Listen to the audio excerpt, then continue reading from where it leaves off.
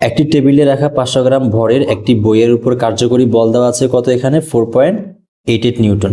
মহাবিশ্বের দুটি ভিন্ন স্থান এক্স আর ওয়াই এর ভরের অনুপাত দেওয়া আছে এখানে capital M is to small M দেওয়া আছে এখানে 81:1 এবং এদের ব্যাসার্ধের অনুপাত দেওয়া আছে এখানে r/r দেওয়া আছে এখানে 4:1 দেওয়া আছে। আর জি অফ এক্স যেটা দেওয়া আছে এখানে জি এক্স যেটা দেওয়া আছে মানে এই এক্স স্থানের অভিকর্ষজ ত্বরণ দেওয়া আছে 9.8 মিটার পার সেকেন্ড স্কোয়ার। তো এখানে আমাদের কি বের করতে হবে, উদ্দীপকের আলোকে কোন স্থানে বইটির ওজন কম মনে হবে সেটা আমাদের বের করতে হবে এখানে। তো এটা হচ্ছে 2024 সালে আসছিল চট্টগ্রাম বোর্ডে।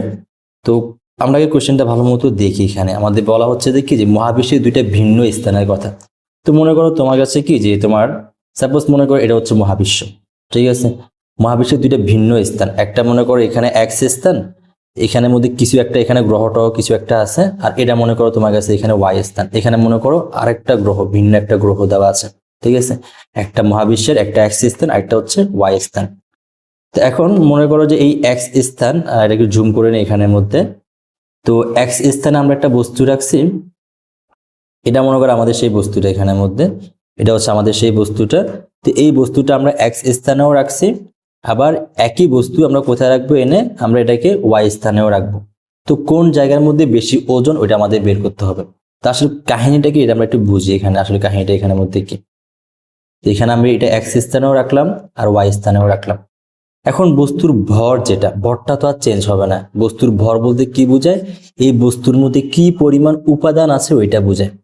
তাহলে এইখানের মধ্যে এই একই বস্তু আমি যখন এখান থেকে তুলে আমি এখানে নিয়ে আসবো তখন তো বস্তুর ভর আর চেঞ্জ হবে না। এখানে ভরটা কি থাকবে, এখানে আগের মতোই থাকবে। তাহলে বস্তুর ভরটা আগের মতো কেন থাকবে, আমি যদি বস্তুটা তুলে এখানেও আনি বস্তুর উপাদানের কোনো চেঞ্জ হচ্ছে না, তার মানে ভরের কোনো চেঞ্জ হবে না।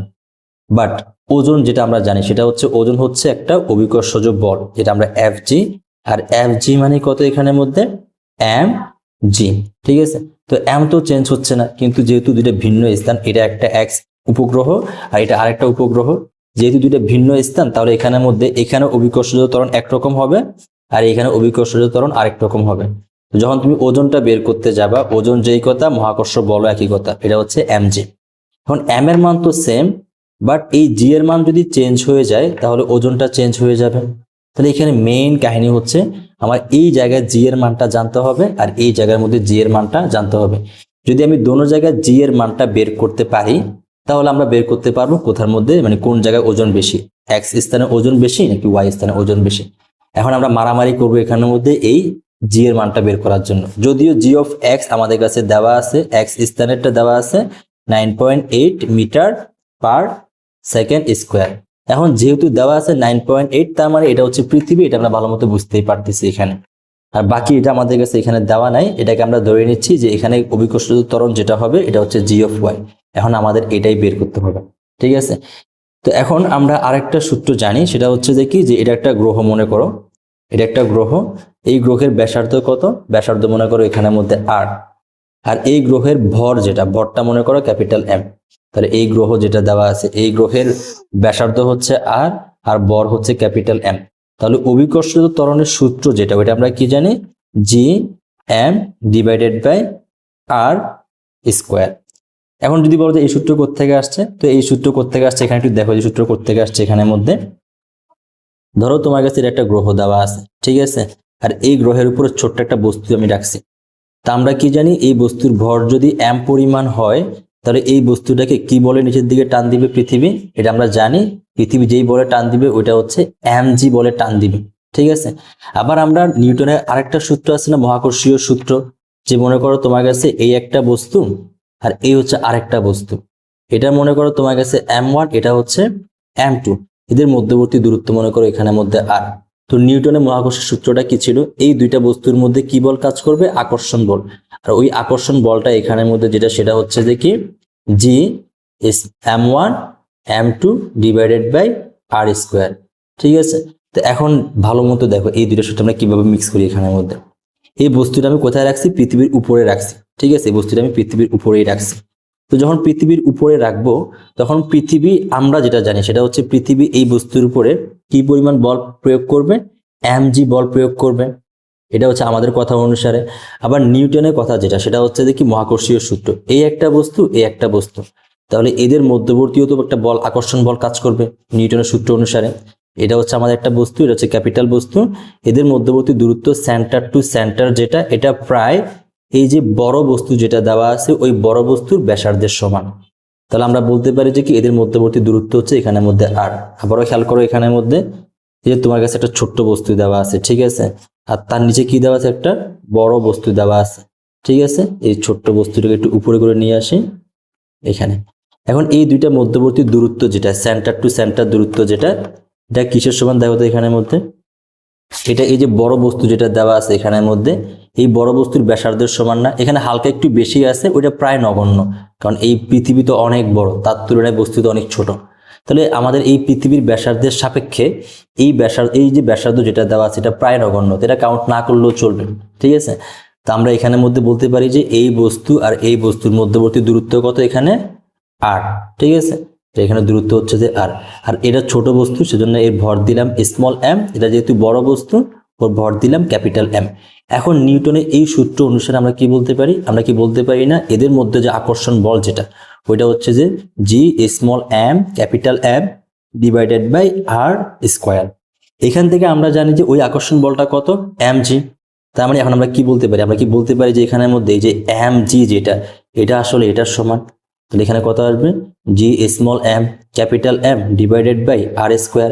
এখান থেকে স্মল এম চলে গেলে তো জি সমান কত চলে আসে, G capital M divided by R square. এটা হচ্ছে আমাদের অভিকর্ষজ ত্বরণ বের করার সূত্র আর কি। তো যদি পৃথিবীর আমরা ত্বরণ বের করতে যাই অভিকর্ষজ ত্বরণ, তাহলে আর জি এর মানটা বসাই দিব, আর পৃথিবীর ভর বসাই দিব, পৃথিবীর ব্যাসার্ধ বসাই দিব।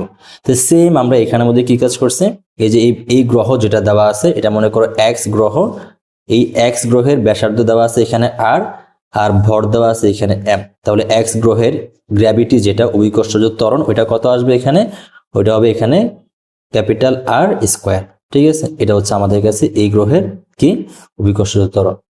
এখন আমরা আসি আমাদের ম্যাথের মধ্যে। তাহলে আমরা এখন এটা বুঝলাম যে অভিকর্ষজ ত্বরণের সূত্র কি, অভিকর্ষজ ত্বরণের সূত্র হচ্ছে জি সমান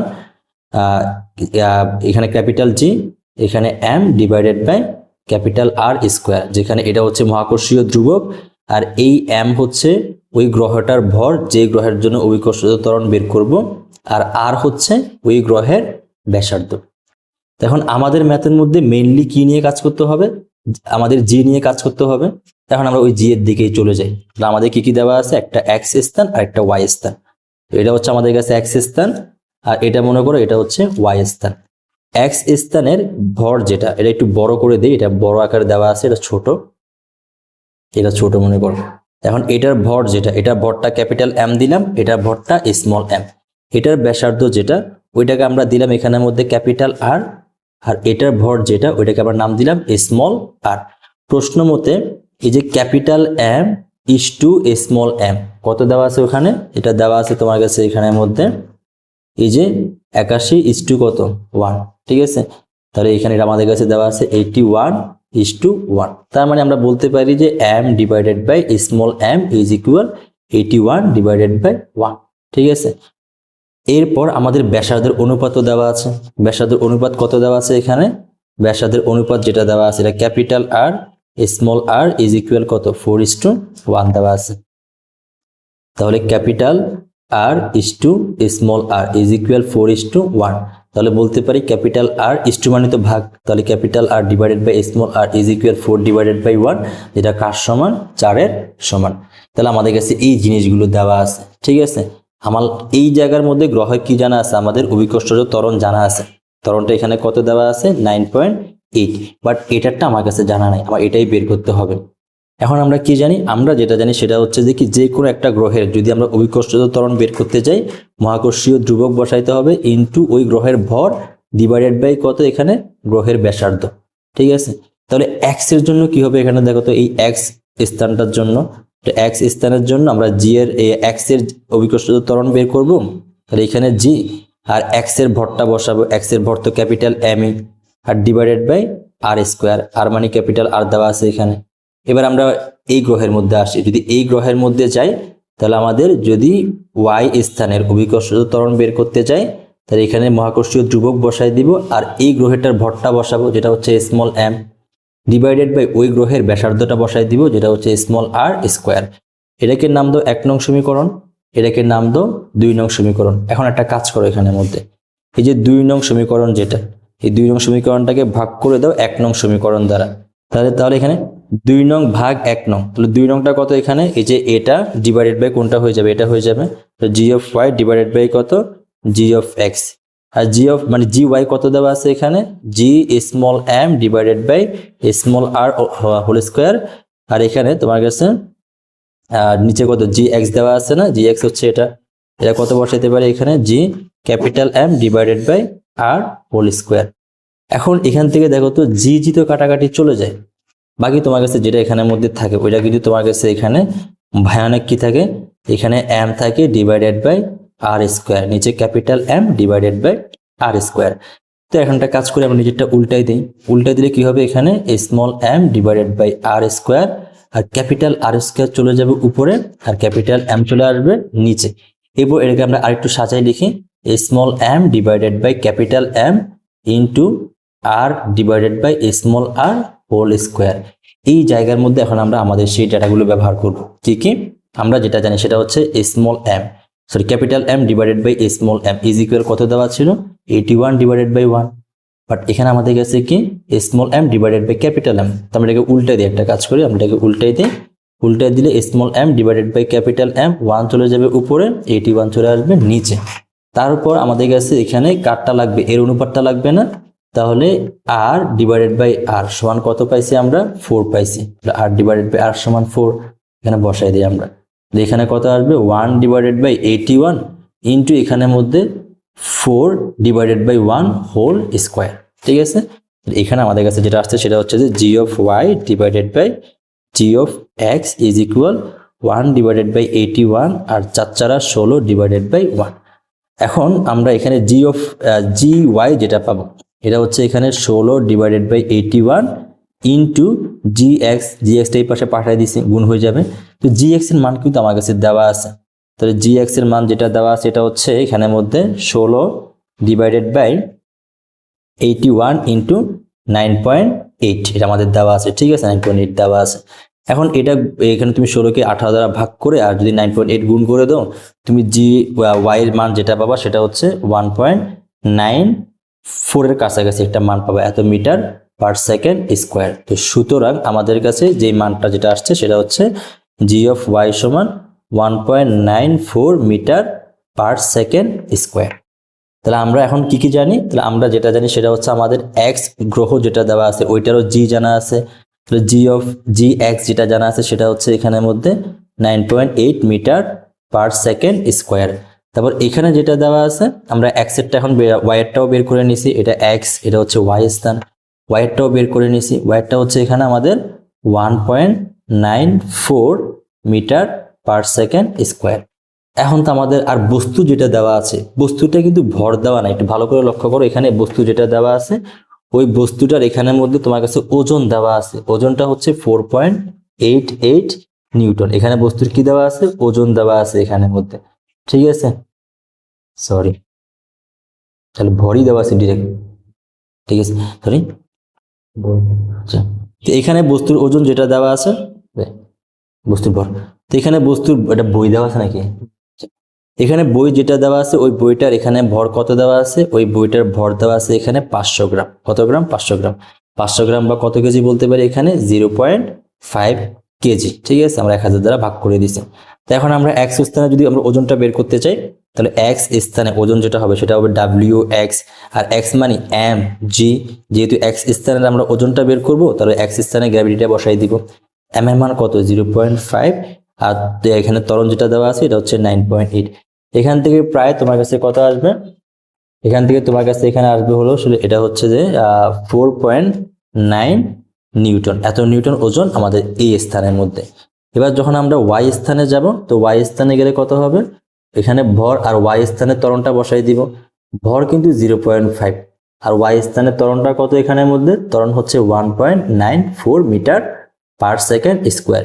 এখানে তোমার কাছে মানটা আসবে প্রায় 0.967 আর 9 নিউটনের কাছাকাছি এটা আসবে।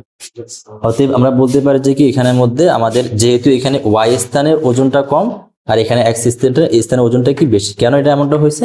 কারণ তোমার কাছে ওয়াই স্থানে জি এর মানটা কম আর এক্স স্থানে জি এর মানটা বেশি, যার কারণে আমাদের কাছে এখানে ওয়াই স্থানে ওজন যেটা এটা লেস দেন কার থেকে, এক্স স্থান থেকে।